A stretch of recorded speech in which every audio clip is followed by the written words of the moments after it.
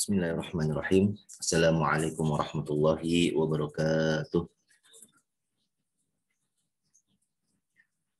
Alhamdulillahirabbil alamin. Asyhadu an la ilaha illallah wa asyhadu anna Muhammadar Rasulullah. Allahumma shalli ala Muhammad wa ala ali Muhammad. Rabbi shrah li sadri wa yassir li amri wa hlul 'uqdatam min lisani yafqahu qawli.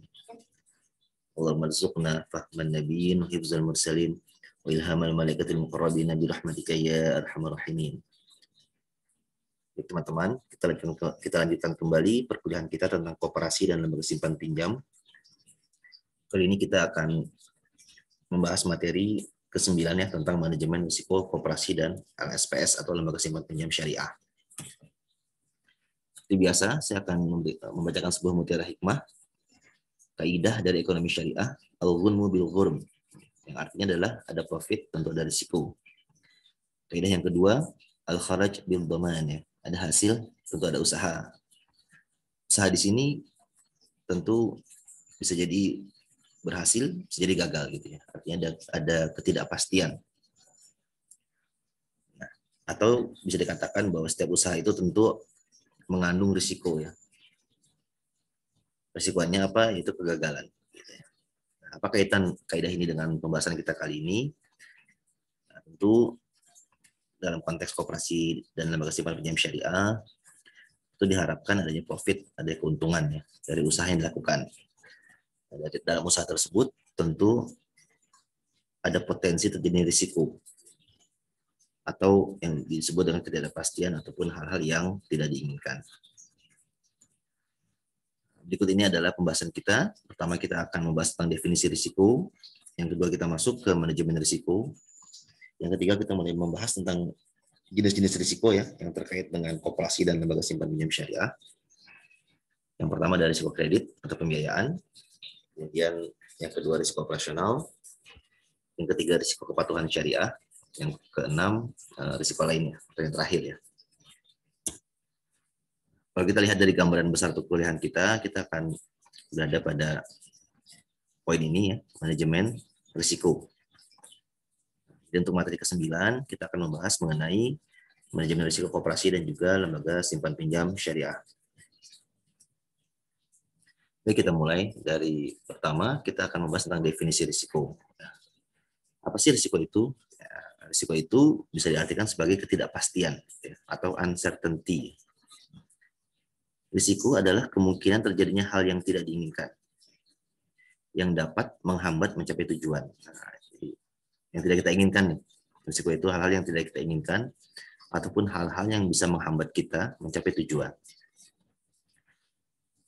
Ada pendapat yang mengatakan bahwa risiko itu berasal dari bahasa Arab, arti rizki ya, yang berarti pemberian dalam konteks positif. Nah, risiko memang banyak dimaknai secara negatif, namun terdapat hal yang positif. Nah, seperti dalam konteks rizki, tentu kita mengkonotasikan rezeki itu dengan hal-hal yang positif gitu ya. Contohnya, siapa yang ingin mendapat untung harus siap menanggung rugi. Nah, ini jadi risiko itu bisa bermakna negatif atau juga bermakna positif ya. Jadi ketika teman-teman lebih dalam mempelajari risiko, ada salah satu cara merespon risiko yaitu bagaimana kita bisa mengeksploitasi risiko untuk mendapatkan keuntungan yang lebih besar. Seperti itu. Oke, di situ memang secara definisi risiko ini lebih banyak dimaknai sebagai hal-hal yang negatif, namun ada juga makna yang positif dari risiko tersebut. Nah, dalam konteks risiko, ada beberapa konsep yang mesti teman-teman pahami ya, mesti kita pahami bersama. Yang pertama itu adalah konsep objektif ya. Objektif ini ada tujuan. Tujuan itu adalah hal yang ingin dicapai. Yang kedua adalah konsep risiko itu sendiri ya, itu hambatan dalam mencapai objektif. Yang ketiga ada konsep kontrol atau pengendalian. Itu aktivitas yang dilakukan untuk meningkatkan peluang pencapaian objektif. Ya, jadi meningkatkan peluang pencapaian objektif. Ya, jadi untuk lebih mudahnya ini kita contoh proses sehari-hari ya. Berangkat ke kampus mengendarai motor. Nah, ini contohnya. Dari rumah naik motor ke kampus gitu ya. Apa objektifnya? Objektifnya adalah tiba di kampus. Ya. Nah, ketika teman-teman berangkat dari rumah ke kampus mengendarai motor, apakah ada risikonya? Ada ya. Risikonya adalah hujan. Nah, hujan ini disebut dengan inherent risk. Apa kontrol yang bisa kita lakukan? Sediakan mantel atau jas hujan ya, atau ponco gitu ya. Sehingga kita bisa dengan adanya kontrol ini kita bisa meningkatkan peluang pencapaian objektif. Jadi objektif kita adalah tiba di kampus, ada risiko hujan. Ya. Ketika hujan ini bisa menghambat kita mencapai tujuan. Nah, dengan adanya kontrol atau mantel dalam hal ini, jas hujan, kita bisa meningkatkan peluang agar bisa tiba di kampus. Ya, paham ya? Jadi kontrol ini adalah untuk meningkatkan peluang pencapaian objektif. Nah, tapi apakah cukup dengan kita sediakan mantel? Ternyata masih ada residual risk, ya. Masih ada risiko yang lain. Apa itu? Ya, contohnya misalnya banjir atau macet. Ya. Banjir atau macet tidak dapat diatasi oleh mantel atau ponco ini. Jadi poinnya adalah terdapat dua jenis risiko, yaitu inherent risk atau risiko bawaan atau risiko yang melekat, dan residual risk, risiko sisa. Risiko sisa ini adalah risiko yang masih ada walaupun kita sudah memberikan mitigasi ataupun antisipasi gitu ya. Jadi poinnya, meskipun kita sudah melakukan mitigasi atau antisipasi risiko, masih ada risiko sisa yang dapat terjadi. Contohnya tadi ya, inherent risk, hujan. Contoh residual risk, banjir. Hujan bisa kita atasi dengan menggunakan jas hujan atau mantel. Namun masih ada risiko yang lain, itu risiko banjir yang tidak bisa kita atasi dengan menggunakan mantel tersebut. Nah, risiko dapat terjadi pada aktivitas sehari-hari dan perlu dilakukan mitigasi atau antisipasi untuk mencegahnya. Nah, contohnya ini orang ini berjalan ya. Teman tahu ya, ini grup band kenamaannya dari Inggris sedang menyeberang jalan. Nah, ini contohnya dalam aktivitas sehari-hari, misalnya dari seorang petani ya, kegiatannya petani, apa sih risikonya? Nah, tanamannya diserang oleh hama. Kemudian apa mitigasi atau kontrolnya? Itu menyemprotkan pestisida ya, atau obat hama, obat anti hama. Yang kedua peternak, apa risikonya? Ternak sakit, gitu ya, atau bahkan mati, gitu ya. Apa mitigasinya? Lakukan vaksinasi. Contohnya menyeberang jalan, apa risikonya tertabrak? Mitigasinya adalah kita harus tetap waspada, gitu ya.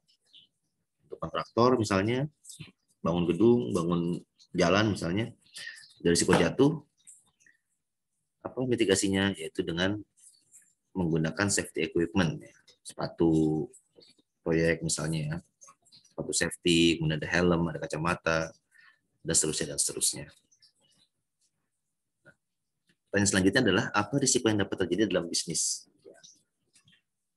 Nah, kalau kita kaitkan dengan tadi ada konsep objektif dan ada konsep hambatan, ya, atau ada konsep uncertainty atau tidak pasti atau hal yang tidak kita inginkan. Nah, kalau kita lihat apa sih objektif dari bisnis ya? Bisnis bertujuan untuk mencari keuntungan.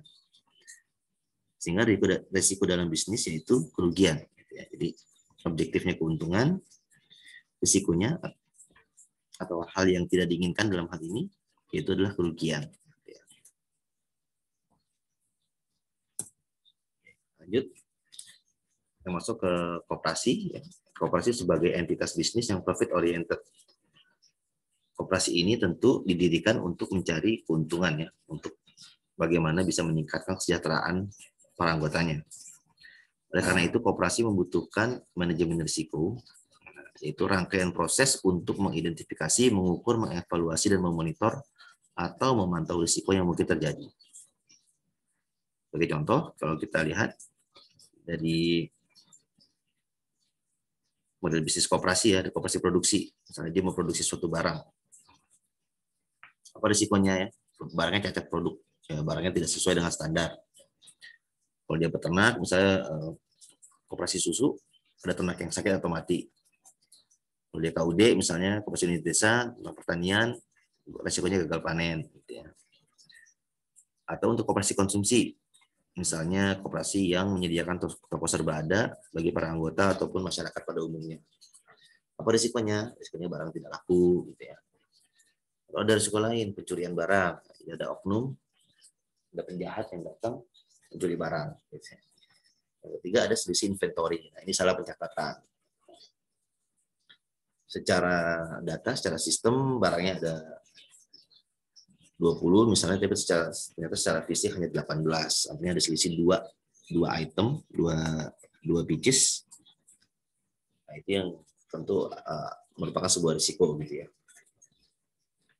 Dan untuk koperasi jasa non keuangan, misalnya kita ambil contoh koperasi transportasi, misalnya, atau koperasi sewa kendaraan ya, sewa mobil, unit yang disewa rusak, karena mungkin kita asal kasih sewa, asal kasih pinjam ya, dari sewa orang dibayar, sudah kita kasih, ternyata orang itu tidak bertanggung jawab sehingga pada saat dikembalikan unitnya mengalami kerusakan.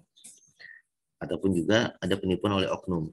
Nah, kita sewakan, kita pinjamkan mobilnya, ternyata dibawa kabur gitu. Nah, itu merupakan sebuah contoh-contoh risiko dari bisnis yang dijalankan oleh koperasi gitu ya. Jadi kita masuk ke koperasi simpan pinjam dan LSPS atau lembaga simpan pinjam syariah memiliki profil risiko yang berbeda. Kenapa ya? Karena ketika kita bicara koperasi jasa keuangan atau simpan pinjam, itu berkaitan dengan dana pihak ketiga, yaitu anggota koperasi yang harus dipertanggungjawabkan. Jadi ada uang orang di situ ya, ada uang orang lain yang harus dikelola dengan baik dan dipertanggungjawabkan. Ini merupakan jenis-jenis risiko yang terkait dengan koperasi jasa keuangan ya. Ada risiko pembiayaan atau risiko kredit, ada risiko operasional, ada risiko hukum, ada risiko likuiditas, ada risiko tata kelola. Nah, untuk koperasi syariah atau lembaga simpan pinjam syariah, ada tambahan risiko lain ya.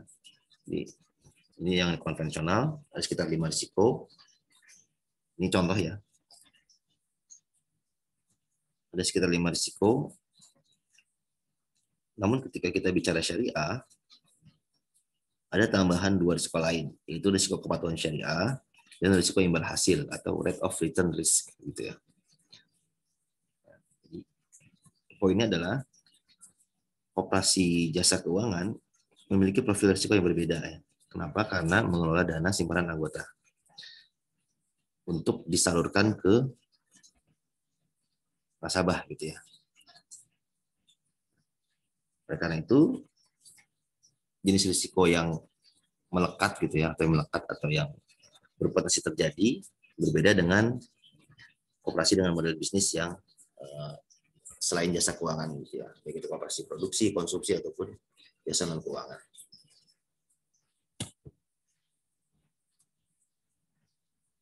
Setelah kita mendefinisikan dari risiko, kita masuk ke manajemen risiko. Secara definisi, manajemen risiko adalah serangkaian metodologi dan prosedur ya yang digunakan untuk mengidentifikasi, mengukur, memantau, dan mengendalikan risiko yang timbul dari seluruh kegiatan usaha bank. Nah, ini saya ambil definisi dari perbankan ya. Perbankan dan koperasi simpan pinjam sama-sama lembaga keuangan. Jadi kurang lebih ada kesamaannya. Jadi manajemen risiko itu adalah merupakan sebuah siklus. Ya. Siklus yang pertama, bagaimana kita bisa melakukan identifikasi. Ya. Kita mengidentifikasi, mencari tahu ya jenis-jenis risiko atau kejadian-kejadian risiko yang mungkin terjadi. Nah, kita mengidentifikasi nih kira-kira apa sih risikonya pada saat nasabah atau anggota menyetorkan simpanan. Apa sih risikonya pada saat koperasi menyalurkan pembiayaan ya, pada nasabah atau anggota. Setelah kita mendata atau menginventarisasi, mengidentifikasi kemungkinan risiko-risiko yang akan terjadi, kemudian kita ukur risiko tersebut. Nah, bagaimana cara mengukurnya? Setidaknya ada dua parameter ya. Yang pertama dari sisi risiko maupun yang kedua dari sisi dampak atau impact. Dampaknya apa nih? Misalnya risiko tadi pembiayaan, ada risiko nasabah gagal bayar, apa sih dampaknya? Dampaknya itu apakah besar, apakah kecil gitu ya, apakah sedang seperti itu. Apakah high, apakah medium, apakah low. Dampaknya, apakah dampaknya itu topik gitu ya, atau dampak hanya ya remeh-remeh lah gitu ya, remeh-temeh dampaknya. Nah, jadi kita ukur. Jadi setelah kita ukur, kita pantau nih, apakah ada kejadian risiko yang terjadi, kemudian kita lakukan pengendalian atau kontrol. Oh, ternyata bisa terjadi nih risiko tersebut. Ya, apa sih yang harus kita lakukan untuk melakukan pengendalian ya tadi ya? Apa sih yang bisa kita lakukan untuk mengantisipasi atau memitigasi risiko tersebut? Nah, sudah masuk lagi ke proses identifikasi ya. Yang lebih demikian untuk manajemen risiko ya, seperti sebuah siklus ya, identifikasi, pengukuran, pemantauan, dan pengendalian. Nah, ini adalah jenis-jenis risiko. Ini adalah jenis risiko dari lembaga keuangan ya, atau perbankan, atau koperasi simpan pinjam dalam konteks ini.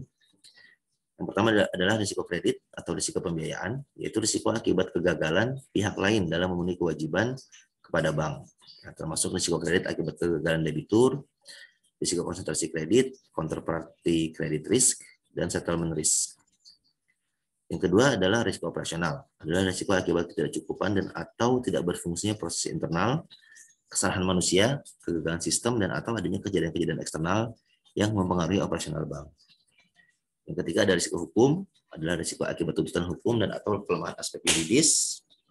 Yang keempat ada risiko likuiditas, adalah risiko akibat ketidakmampuan bank untuk memenuhi kewajiban yang jatuh tempo dari sumber pendanaan arus kas dan atau dari aset likuid berkualitas tinggi yang dapat diagunkan tanpa mengganggu aktivitas dan kondisi keuangan bank.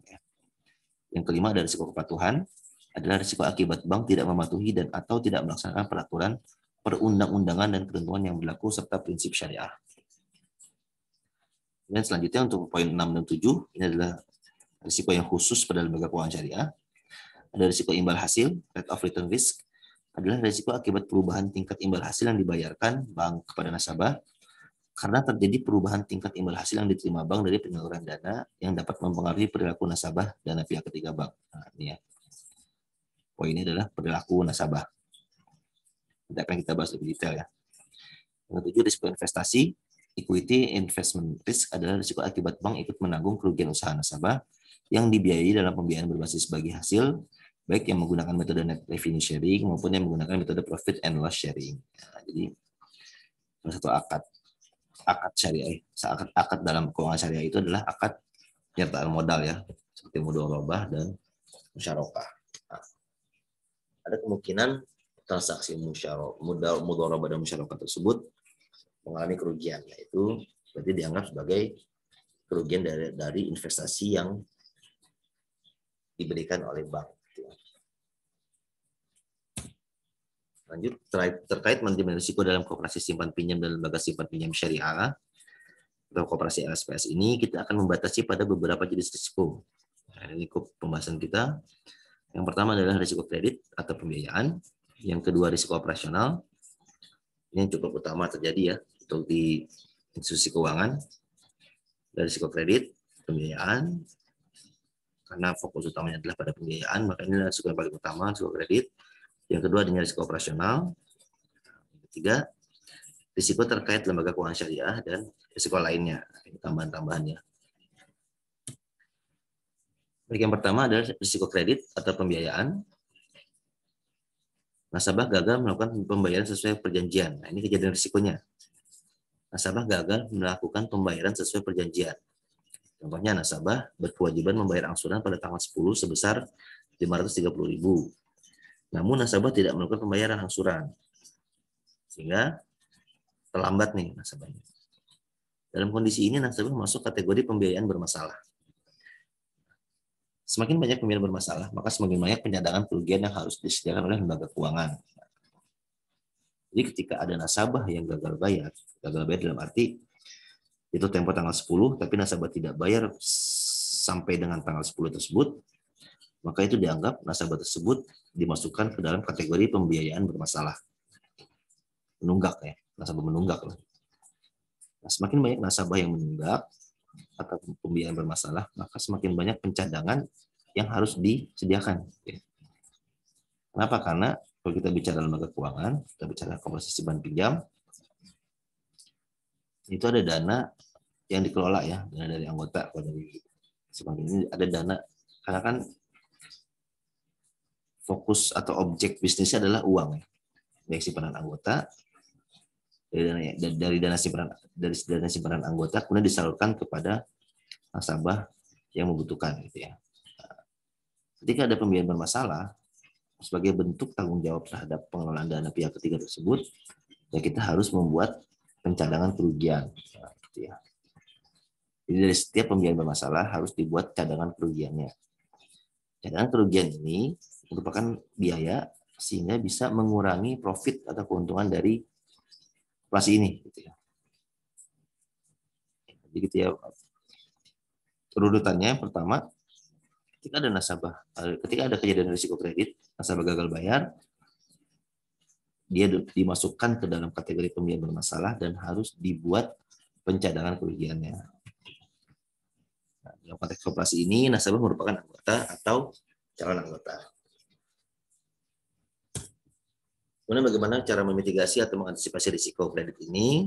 Yang pertama, melakukan analisa kelayakan secara cermat dan hati-hati, menerapkan prinsip 5C, guna menilai kemauan dan kemampuan dari calon nasabah. Jadi sebelum disalurkan, sebelum diberikan pembiayaan, kita harus bisa menganalisa kondisi nasabah tersebut ya, yang akan kita berikan pembiayaan ini. Apa yang kita analisa? Ya, itu kemauan dan kemampuan dari calon nasabah tersebut untuk membayar angsuran. Biasanya digunakan prinsip 5C ya. Intinya adalah bagaimana kemauan dan kemampuan dari calon nasabah tersebut. Dan yang kedua, melakukan pemantauan pembayaran angsuran dari nasabah atau anggota setiap bulan. Nah, jadi kalau dari setiap pembiayaan tersebut kita pantau nih setiap bulan. Nah, siapa melakukannya bisa dilakukan oleh bagian pembiayaan maupun manajer atau manajer koperasi syariah ya, koperasi konven maupun syariah. Jadi dipantau nih nasabah A gimana bayarnya, bayar nggak atau nunggak gitu ya. Yang ketiga, mewajibkan adanya jaminan atau agunan dalam pembiayaan yang dilakukan. Pengikatan agunan dilakukan secara notaril atau akta notaris setelah diadakan taksasi agunan dengan melihat NOP bagi anggota pembiayaan yang menyerahkan jaminan dalam bentuk SHM atau sertifikat hak milik. Nah, kalau kita bicara properti ya, untuk meminimalisasi risiko kredit, kita bisa mengambil jaminan dari nasabah yang kita berikan pembiayaan, atau agunan. Agunan itu bisa dalam bentuk properti. Nah, ini berarti yang diagunkan atau yang kita simpan itu, yang disimpan oleh koperasi atau perbankan ini adalah sertifikat hak milik SHM-nya dari properti tersebut. Atau misalnya kita bicara konteks pembiayaan kendaraan, motor atau mobil, jaminannya adalah BPKB. Tapi dalam proses pembiayaan tersebut tentu harus dicek dulu nih BPKB-nya. Harus dibuktikan kebenarannya atau keabsahannya, terutama dari nomor rangka dan nomor mesin dengan BPKB-nya. Jadi ya teman-teman tahu ya, ketika ada mobil, ada motor itu tentu ada nomor rangka dan nomor mesin yang sangat unik, yang harus sesuai antara fisik dengan dokumennya, dengan STNK dan BPKB. Nah itu ya. Jadi kalau kita bicara risiko kredit supaya nasabah itu tidak menunggak, ini beberapa hal yang bisa kita lakukan sebagai langkah antisipasi. Ya, dari sisi pada awalnya kita lakukan analisa kemauan dan kemampuan dari nasabah, kita pantau pembayaran seperti apa, dan juga kita bisa mewajibkan adanya jaminan atau agunan dari nasabah tersebut. Dan yang kedua, kita masuk ke risiko operasional. Secara definisi, contoh kejadian risiko dari operasional itu, atau definisi dari risiko operasional adalah kegagalan operasional ya. Karena faktor manusia, proses internal, sistem atau teknologi, dan faktor eksternal. Contohnya misalnya karena faktor manusia ya, salah pencatatan pembukuan sehingga terjadi kesalahan laporan keuangan. Nah, ini kan berbahaya ya. Artinya keuntungan yang kita catat itu tidak sesuai dengan kondisi sebenarnya. Yang kedua, terjadi selisih antara uang kas dengan catatan sistem karena ada job description yang tumpang tindih atau redundant. Nah, kita bicara proses internal. Karena ada job description yang tidak jelas, ya, yang tumpang tindih atau bahkan redundant, sehingga bisa jadi ada kesalahan operasional nih, ada kegagalan operasional, yaitu selisih uang antara uang kas dengan catatan sistem. Jadi pada saat nasabah menyetorkan simpanan dicatat di secara sistem, ternyata ada pada hari itu kalau kita total secara sistem ada 10 juta misalnya. Ternyata pada saat kita hitung fisik uangnya hanya 9.800.000. Nah, itu kan ternyata karena ada job description yang tidak jelas nih. Mungkin kasir dia merangkap CS, mungkin dia kasir juga merangkap sebagai administrasi dan seterusnya dan seterusnya. Yang ketiga, ya, transaksi tidak dapat dilakukan karena sistem error atau karena pemadaman listrik. Nah, kita bicara sistem atau teknologi. Ya, karena listrik mati, transaksi tidak bisa dilakukan. Nah, ini biasanya tentu ada contingency plan ya, atau plan B. Bagaimana kalau listrik mati, bagaimana kalau sistem error, tentu akan dilakukan secara manual dulu ya. Yang keempat, operasional koperasi LSPS tidak berjalan karena banjir. Nah, ini karena faktor eksternal. Banjir kan faktor eksternal ya. Kita tidak tahu tiba-tiba hujan lebat sehingga menyebabkan banjir. Karena banjir, otomatis kantor koperasi tidak bisa dibuka ya, tidak bisa beroperasi ya. Atau mungkin kalau yang sekarang ini karena COVID atau Corona ya, itu juga bisa mengganggu kegiatan operasional dari bisnis. Gitu ya. Terakhir ada tindakan fraud seperti penggelapan uang simpanan anggota. Fraud ini adalah kejahatan di bisnis ya. Kalau di dalam kehidupan sosial bisa disebut sebagai kriminalitas, tapi dalam bisnis disebutnya fraud, kejahatan atau penipuan atau manipulasi seperti itu. Misalnya ada, contohnya adalah kasir ngambil uangnya nasabah gitu ya, atau anggota. Jadi ketika anggota menyetorkan simpanan 100.000 misalnya, ternyata yang disetorkan, yang disimpan atau disetorkan oleh kasir hanya 50.000 saja, yang 50.000-nya diambil oleh kasir. Nah, itu disebut sebagai fraud. Gitu ya. Nah, ini contoh-contoh risiko operasional yang bisa terjadi di lembaga keuangan ataupun di dalam koperasi simpan pinjam, baik konven maupun syariah. Gitu ya. Nah, bagaimana cara kita memitigasi risiko operasional? Yang pertama, kita bisa membuat standarisasi proses sehingga dapat mengurangi kegagalan proses. Gitu ya. Jadi kita pada pertemuan ke-7 ya, kita bicara mengenai SOP. Bagaimana proses itu berjalan, dibuat secara standar, dibuat secara dokumentasinya, sehingga siapapun yang melakukan proses tersebut, langkah-langkah yang dilakukan sama semua ya. Sama semua, sehingga kita dapat mengurangi adanya proses yang tidak berhasil. Kalau tidak standar kan bisa jadi si A, 5 proses yang dilakukan, si B 4 proses, nah ini kan berarti kan nggak jelas ya.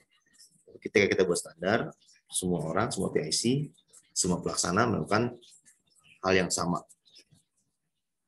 Dan itu bisa mengurangi kegagalan proses operasional. Yang kedua, melakukan pelatihan kepada karyawan-karyawati terkait proses kerja operasional, yaitu ya ada training ya.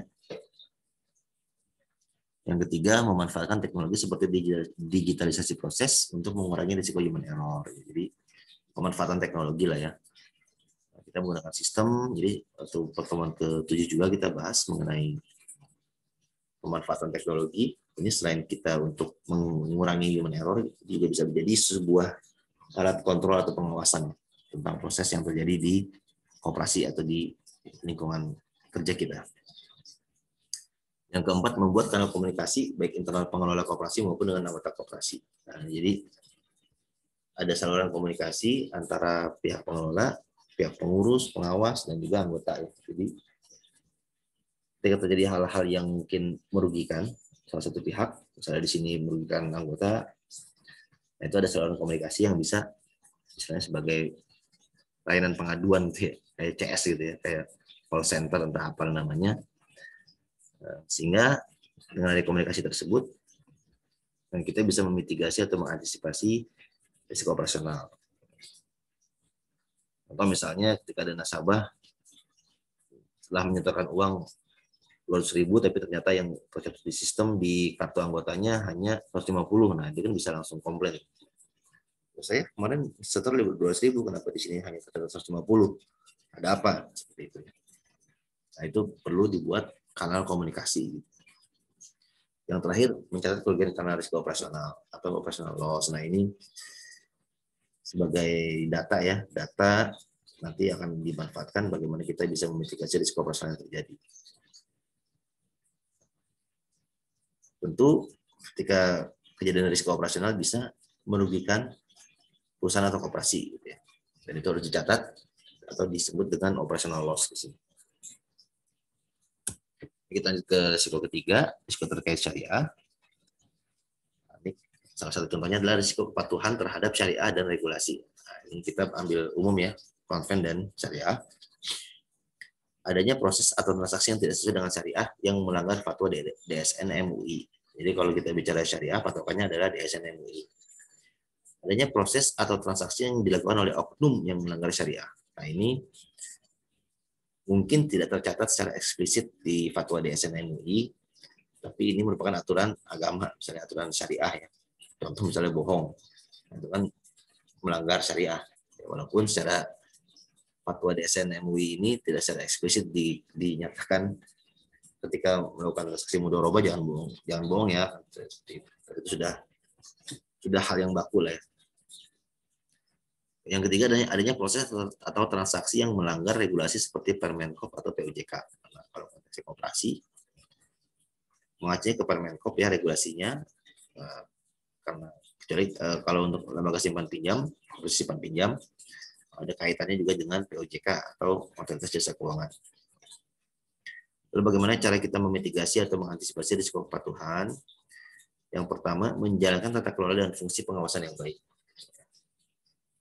Yang kedua, memperkuat peran Dewan Pengawas Syariah, karena fungsinya sebagai pengawas ya.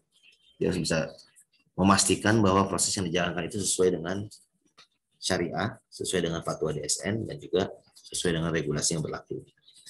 Yang ketiga, menjalankan fungsi pengawasan seperti audit internal. Mungkin bisa jadi semakin besar koperasi yang kita kelola, semakin banyak karyawannya atau pengelolanya, maka kita memerlukan adanya proses audit. Pemeriksaan terhadap proses yang dilakukan oleh pengelola. Itu disebut dengan audit internal. Ini terkait dengan kepatuhan. Kepatuhan ini bisa dibagi dua, secara konven maupun secara syariah. Nah, risiko yang selanjutnya adalah risiko imbal hasil. Nah, ini konteks syariah ya. Rate of return risk. Jadi transaksi syariah secara natural adalah transaksi yang tidak pasti, uncertain contract. Sehingga dapat terjadi perbedaan antara imbal hasil yang diharapkan dengan imbal hasil yang didapatkan dari bagi hasil. Nah, contohnya, untuk lebih mudah memahami, kita berikan contoh. Contohnya adalah anggota berharap mendapatkan return sebesar 10% setiap bulan. Nah, ini harapannya, ekspektasi ya. Ekspektasi kita simpan dana nih di koperasi ini, kita berharap dapat return 10% nih setiap bulan, ini contohnya, atau setiap tahun lah ya. Bagi hasil yang didapatkan mungkin hanya 8%. Nah, ini kan realnya ya. Jika dari uang simpanan ini kan disalurkan ke pembiayaan ya, entah itu pembiayaan mudharabah, murabahah atau apa gitu. Bukan murabahah, mudharabah dan musyarakah. Yang mungkin hasil dari mudharabah dan musyarakah tersebut ternyata hanya 8%. Gitu ya. Sehingga kurang dari ekspektasi yang 10%. Atau juga mungkin 14%, yang berarti lebih dari ekspektasi 10%. Jadi namanya bisnis kan tidak pasti ya. Mungkin kurang, mungkin lebih dari ekspektasi yang 10% ini. Perbedaan antara ekspektasi dengan faktual disebut ya merupakan risiko imbal hasil. Jika imbal hasil yang didapat lebih rendah dari ekspektasi, maka ada kemungkinan anggota atau nasabah akan menarik dana uangnya tadi ya. Yang disebut perilaku konsumen. Jadi dari imbal hasil yang tidak sesuai ekspektasi, nasabah atau anggota ini berpikir, wah kayaknya di koperasi ini kurang ini nih, kurang cerah masa depannya gitu. Berarti saya tarik aja deh dananya deh, saya pindah ke koperasi yang lain atau ke bank yang lain seperti itu. Lalu bagaimana memitigasi atau mengantisipasi risiko yang berhasil? Yang pertama, membuat perhitungan rate of return seakurat mungkin. Ya, jadi akurat ya. Supaya apa? Supaya antara ekspektasi dengan faktual itu tidak terlalu jauh lah gapnya. Membentuk dana cadangan atau buffer, ini disimpan jika lebih dan dikeluarkan jika kurang. Jadi kalau kita bicara ekspektasi kan 10% ya. Nah, ketika kita dapat 14% nih, kita simpan yang 4%. Yang 10 dibagikan ke anggota. Nah, ketika kita dapat 8%, maka kita harus nombok dulu ya, yang 2%. Supaya anggota atau nasabah tetap menerima return sebesar 10%. Nah, ini perlu diatur sedemikian rupa lah. Yang ketiga, memperbesar transaksi natural certainty kontrak seperti munabahah atau ijaro. Nah, sebagai backup, subsidi silang ya, atau ada ya, sebagai pendapatan yang pasti lah ya kalau ini kan. Jadi selain transaksi yang uncertainty seperti mudharabah dan musyarakah, kita juga bisa memperbesar dari sektor certainty kontrak yang pasti seperti jual beli dan sewa menyewa ya. Dan ada risiko lainnya ya, kita masuk ke risiko lainnya, ada risiko likuiditas. Likuiditas itu contohnya tidak ada dana yang cukup pada saat dibutuhkan. Jadi ketika kita butuh nih dananya nggak ada. Simpelnya gitu ya likuiditas ya. Kapan sih dana itu dibutuhkan? Yang pertama kebutuhan dana cash, ini cash ya, dibutuhkan ketika nasabah atau anggota menarik simpanannya. Atau pada saat pencairan pembiayaan. Jadi di satu sisi ketika ada nasabah atau anggota saya menarik simpanan saya nih, itu harus ada dana cashnya ya, dana liquid istilahnya. Bentuknya mungkin bukan uang cash ya, bisa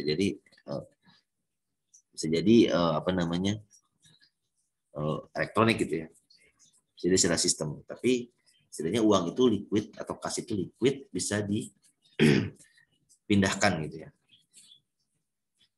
Atau pada saat pencairan pembiayaan. Nah, jadi ketika ada calon nasabah atau anggota mengajukan pembiayaan, ini saya mau ini nih, saya mau usaha misalnya, usaha jualan telur misalnya. Nah, pada saat oke disetujui nih jualan telurnya, tapi pencairannya 2 minggu lagi ya, nah itu kan terlalu lama gitu ya. Sebenarnya dia pengen usaha. Hari ini saya pengen usaha nih, kalau nunggu 2 minggu lagi keburu apa ya? Ya sayanglah ada opportunity cost yang hilang gitu ya. Nah itu pada saat pencairan pembiayaan. Jadi kenapa sih itu bisa terjadi? Karena ada mismatch cash management, manajemen kas yang tidak sesuai dengan kebutuhan. Lalu bagaimana cara kita mengantisipasinya? Yang pertama mengatur arus kas atau cash flow dengan baik, ya. Arus keluar arus masuk harus diatur dengan baik.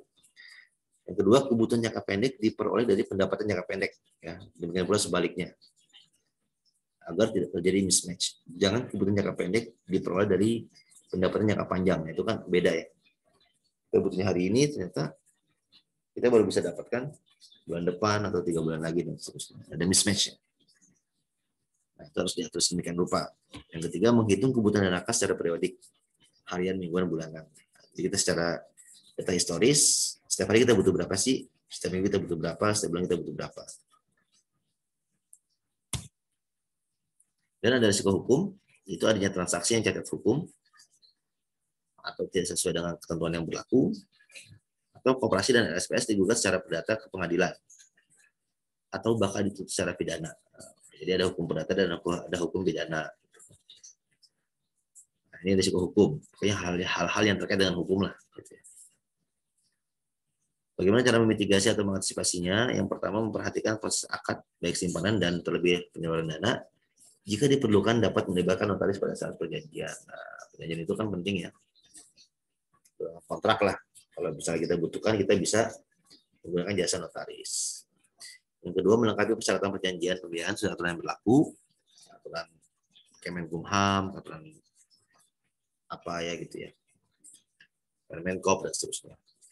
Yang ketiga, melakukan langkah pencegahan agar koperasi tidak tertipu oleh penerima pembiayaan, yaitu jadi ini nasabah nipu operasi nih contohnya. Yang pertama, memastikan dokumen dan keterangan yang diberikan anggota atau nasabah benar. Oh, saya tinggal di sini alamatnya benar ya, pekerjaannya benar, penghasilannya benar. Yang kedua, memastikan seluruh proses dilaksanakan dengan benar untuk menghindari masalah hukum yang dapat terjadi di masa mendatang. Jadi kalau kita di poin I ini kita bicara mengenai eksternal ya, mengenai nasabah, calon nasabah. Yang kedua ini kita bicara mengenai pengelola. Ya, jangan sampai ada pengelola yang melakukan tindakan manipulasi gitu ya. Nah, ini contoh kasus hukum terkait penipuan nasabah oleh Koperasi Pandawa. Nah, di sini pada konteks dari artikel ini, Koperasi Pandawa ini merugikan nasabahnya atau anggotanya. Ternyata setorannya dibawa kabur ya, simpan anggota dibawa kabur seperti itu. Sehingga dia dituntut secara hukum oleh nasabahnya atau anggotanya. Dan yang terakhir ada risiko tata kelola, yaitu kerugian akibat tata kelola yang buruk atau mismanagement. Tadi kalau kita bicara likuiditas, kita bicara mismatch. Kalau bicara tata kelola kita bicara mismanagement, salah kelola. Contohnya pengelola memiliki konflik kepentingan, konflik of interest dengan pengurus atau pengawas. Contohnya memiliki hubungan satu derajat sebagai adik kandung. Kemudian karena ini ada adiknya nih, sehingga keputusan itu mempengaruhi keputusan pengurus atau pengawas, sehingga tidak objektif karena membela pengelola yang merupakan adik kandung tersebut. Nah, ini ada konflik kepentingan nih, milih bisnis atau milih adik gitu ya, ada konflik of interest. Atau juga fungsi kontrol atau pengawasan tidak dijalankan dengan baik, sehingga banyak proses dan transaksi yang menyalahi aturan baik regulasi maupun aturan hukum. Nah, ini walaupun tidak ada hubungan darah kandung ya, tapi ketika dia cuek-cuek aja terhadap fungsi kontrol atau pengawasan, sehingga bisa jadi terjadi banyak proses dan transaksi yang menyalahi aturan. Lalu bagaimana cara kita memitigasi atau mengantisipasi risiko tata kelola? Ya, koperasi dan SPS dikelola dengan baik secara independen dan menjunjung integritas. Nah, ini dua keyword ya. Independen tadi ya, bebas dari konflik kepentingan, dan juga menjunjung integritas. Ya, harus jujur, amanah gitu ya, dapat dipercaya. Yang kedua, fungsi kontrol dan pengawasan harus dilakukan secara konsisten. Salah satu caranya adalah dengan membuat standar pengawasan dalam SOP. Nah, jadi supaya kita memanage suatu entitas bisnis dengan baik, tentu kemarin ya kita bicara tentang POAK ya, planning, organizing, actuating, dan controlling. Nah, ini juga harus melaksanakan kontrol seperti itu. Supaya apa? Supaya tata kelola koperasi ini bisa berjalan dengan baik.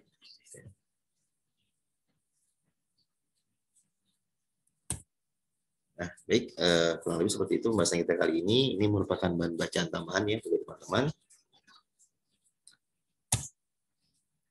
Kalau dapat kita simpulkan, pertemuan kita kali ini kita membahas tentang manajemen risiko. Kita bicara pertama dari definisi risiko, kemudian kita masuk ke manajemen risiko, kemudian kita lanjutkan dengan jenis-jenis risiko. Nah, jenis-jenis risiko ini tentu berbeda-beda ya dalam konteks koperasi, dari model bisnisnya apakah koperasi barang, apakah koperasi jasa. Kalau barang tadi ada produksi, ada konsumsi, kalau jasa ada non keuangan dan ada jasa keuangan. Nah, jasa keuangan memiliki profil risiko yang berbeda karena ada dana anggota yang dikelola. Nah, karena kita fokusnya ke uang ya. Kalau koperasi simpan pinjam kan fokusnya ke uang, dana simpanan maupun dana pembiayaan. Nah, itu ya tentu profil risikonya berbeda dengan koperasi lain ya, seperti koperasi jasa non keuangan ataupun jasa koperasi barang. Ada risiko yang bisa dihadapi secara konvensional maupun secara syariah, gitu ya. Sudah kita jelaskan poin-poinnya apa saja. Demikian, jadi kalau kita bicara manajemen risiko, teman-teman harus paham ya konsep dasarnya ya. Ada objektif, ada risk, ada kontrol. Ketika kita bicara risk ada dua ya, risknya inherent risk dan juga ada residual risk. Contoh mudahnya, ketika teman-teman dari rumah ke kampus nih, apa sih risikonya? Nah, itu kan gampang ya. Ketika teman-teman menyeberang jalan, apa sih risikonya? Gimana caranya supaya risiko itu tidak terjadi? Jadi kurang lebih demikian, yang mudah-mudahan ini bisa memberikan wawasan baru, menginspirasi teman-teman. Kita masuk ke sesi tanya jawab. Wabillahi taufiq wal hidayah. Assalamualaikum warahmatullahi wabarakatuh.